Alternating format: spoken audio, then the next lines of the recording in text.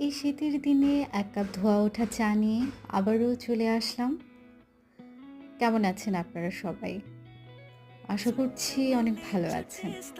অবশ্য আমার মনটা আজকে অনেক বেশি ভালো হয়ে গিয়েছে।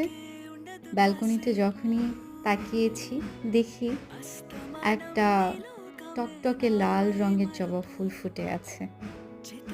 দেখে তো মনটা ভীষণ ভালো হয়ে গেল। মনে হলো এখনই ঝটপট ১ কাপ চা বানিয়ে নিই।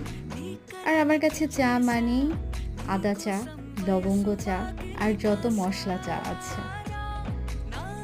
তো এরই সাথে ভাবলাম যে একটু ফটোশুট করে নিলে মন্দ হয় না।